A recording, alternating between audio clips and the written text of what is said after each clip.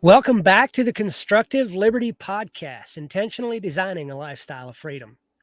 I want to start today's show off with a quote of the day. This comes from Stuart Wilde, and it ties into the main topic of the show. He said, "Discovering what you really want saves endless confusion and wasted energy."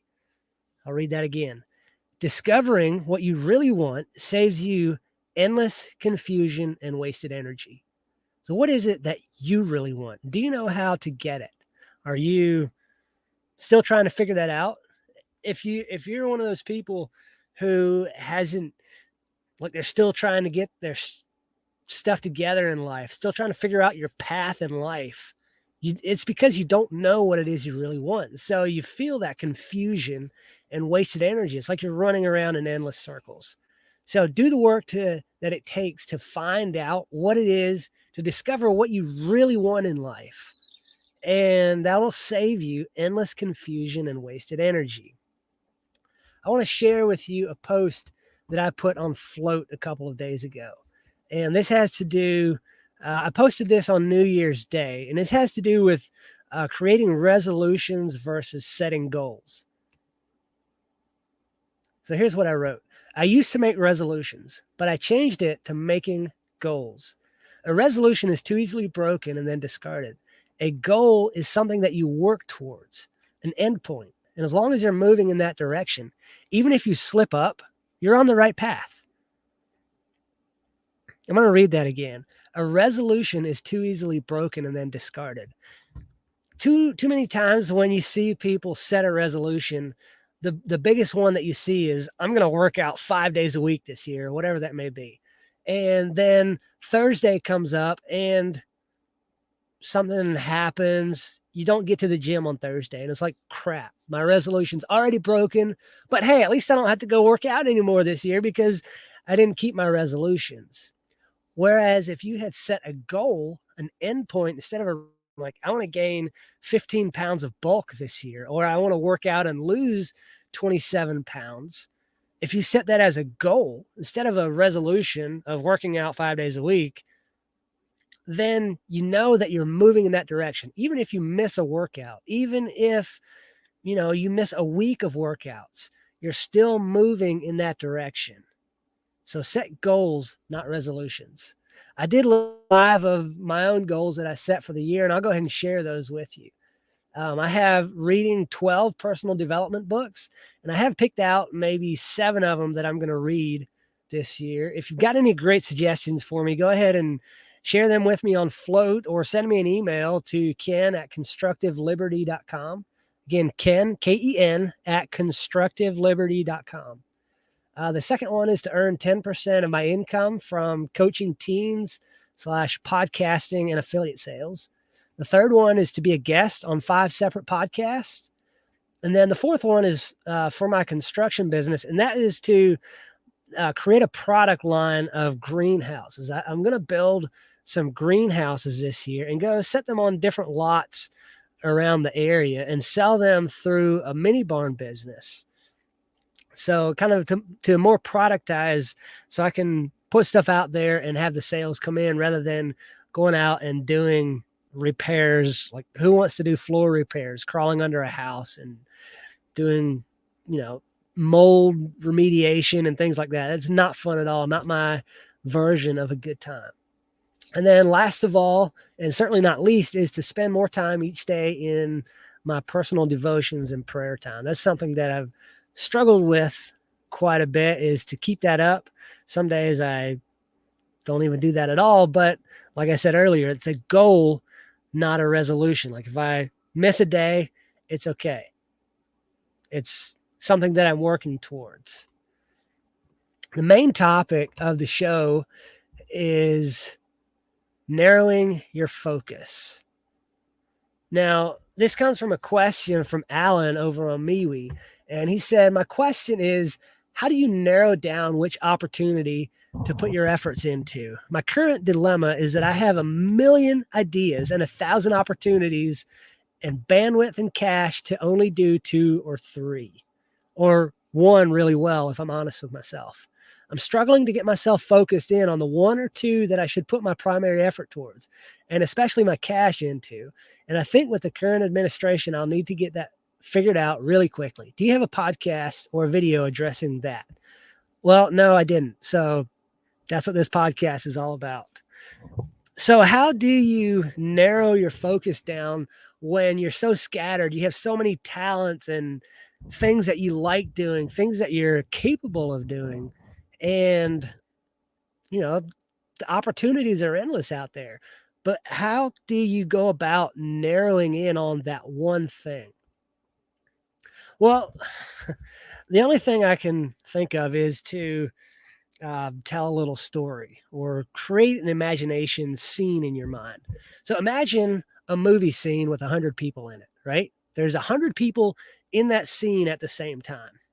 So what would happen if the director tried to highlight each and every individual or interaction that's involved in that scene? 100 different people. So there's at least 50 different interactions going on, or 37 different small groups. It'd be complete chaos because you can't focus on that many things. But a good movie director knows which actor or set of actors to focus in on, and he knows that because of the lines that the people were given. It fits the narrative of the overall movie. See, life is a lot the same way. You've got to focus on the things that drive the results that you want.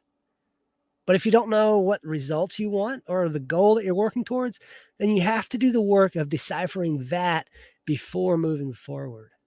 It takes knowing your endpoint, knowing what it is that you really want in life before you can move on. And there's so many different factors, and they're going to vary for each and every one of us.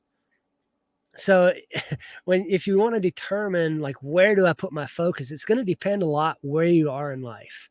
You're going to have to consider things like your financial status.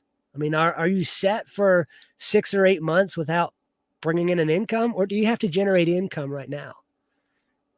You also need to know your big picture goals. What kind of life do you want to create for yourself? How that you're living is so important to take into consideration when you're planning these things out, or when you're trying to focus on one thing, like which one fits best into your overall goals, into that big picture. If you're into traveling, then you're not going to want an office job where you have to be in the office 5 days a week. Or if you like tiny house living, then you've got to take that into consideration as well. Like, if you live in a tiny house, can you have a stay-at-home job or a stay-at-home office job, work remote, or will you have to have a separate office for that? Do you like homesteading? Do you like to be around people or no people? Some people love having so many others around them, and the next person is like, I don't care if I don't see anybody for a month. I'm good. Just stay away from me. What about your family? Do you have family in the area, or do you want to live close to family? What location of the country do you want to live? How about your time freedom, your job security, your financial security?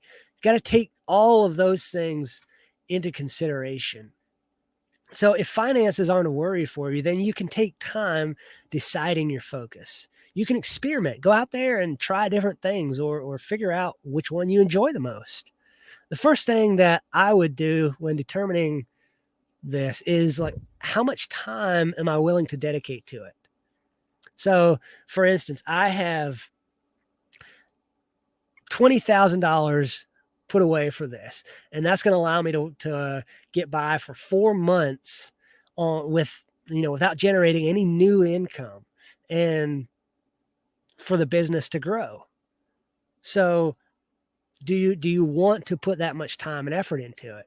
So if you come to that point, say you have that $20,000 and you can get by for 4 months without having any income, but then you have, a little more money, or you can draw on some other resources, then you can say, all right, I'll decide what my focus will be on this date, 4 months from now, because I can easily live until then, without any income. And then for another couple of months while I grow my business, I can squeak by. So you've got to give yourself a time limit and specifics. By X date, I'm going to decide on my focus. And you want to be sure that you're cut out for running your own business. So many people start their own thing and they're just like, I don't want to run my own business. I want to be a freelancer or just work for somebody on and off. Or there's different ways that you can do that. But running your own business, there's a lot that goes into that. So you want to be sure you're cut out for it before you jump in. It's a real letdown when you invest all that time and money into something and then you realize it's not for you. That is not fun at all. But once you've made that decision to be your own boss, and if you're watching or listening to this, and you probably have made that decision. A lot of people I know do work for themselves in one aspect or another, whether they have their own business but are working for one or two other people, like that's their only two contractors that they work for, but they're kind of employees because all of their work comes from them. Or whether you actually have your own business and you're going out and drumming up new clients and bringing in more revenue. There's so many different ways that you can start your own business. But once you've made that decision, then the real work starts. What I would do is I like to do an analysis of the skills that I possess, the market. If I am living in one specific geographic region, then I need to know the market in that area for the skills that I have. I need to know what skills I would need for the things that I want to start and what knowledge I have that I can implement or incorporate in that. There's other ways, there's other factors in there as well, but those are probably the biggest four. Skills you possess, definitely, and the market in the area are the two biggest. And then often, depending on what we start, you got to have knowledge and extra skills. So that will take time to add to that. But on your skills possessed list, you need to have 4 copies of that, and they'll be in different order. And the first order is the order of skills that you're most passionate about. Like, I'm good with animals. I like various aspects of construction. So I could break my construction down into trim carpentry, building decks, screen rooms, vinyl siding install, doing home maintenance, things like that. Those are many different skills within construction that I could focus on. I can break down that list of skills and put them in order of what I'm most passionate about. Then next, you need to put them in order of market demand. Your third list is going to be in order of potential earnings. And then lastly, the last list you need is the time that it will take to maximize the potential for that business to grow. So there's some businesses where you can jump right in and be at your full potential right away, but there's not going to be a whole excuse me. There's not going to be a whole lot of room for growth in that area. Your next skill, you might start off slow, but there's a lot of room for vertical growth in that market. So you want to know those things before you jump in at the start. And oftentimes just writing those things down, just making those lists will give you a strong indication or feeling towards one of the ventures that you're considering, towards one of the things that, your focus is being drawn towards. So without even going any deeper, you can often get a good sense of, which area you want to dive into. But if that doesn't happen for you just by writing those things down, then you want to compare and contrast those 4 lists based on your personal and family goals, based on your wants and the things that you need, like the lifestyle you want to live, the part of the country you want to live in, your family, all of those things play into that. As you do that, a clear winner should come out of there. Here's another thing that I like to ask people is when they're trying to figure out what to focus on, like they're not so terribly worried about the money, but it's like, I just have so many ideas and I don't know where to start. Here's one thing that you can consider. If I was going to start a YouTube channel, or if you were going to start a YouTube channel, what would you focus on for that YouTube channel? A good YouTube channel has one focus. They are about remote control airplanes, or they are about aquaponics or microgreens or fast cars or even one specific fast car. They're very narrow in their niche. They're not 27 different things. They're not construction and homesteading and personal growth and mechanic work and all of the things. They're not all of the things. That's not going to be a channel that most people are going to follow, because when they go to that channel, they are going for that specific area, that specific topic.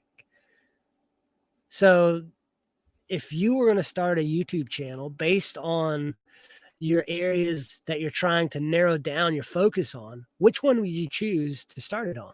And then, go with that. If money isn't an issue, if you're not worried about, generating an income right away, or which one it might be, for that reason, then, go with the one you're most excited about. That's often a good indication of the one that you'll be happiest in. That's all I've got on that. I hope that helps. I hope that helps you to narrow your focus. If you've got 27,000 different things that you want to do, you want to try out, you're just super excited for, then try those things out, make those lists, compare, contrast them, and go from there. I wish you good luck in narrowing your focus, and wish lots of good things for you in 2022. With that, do good work.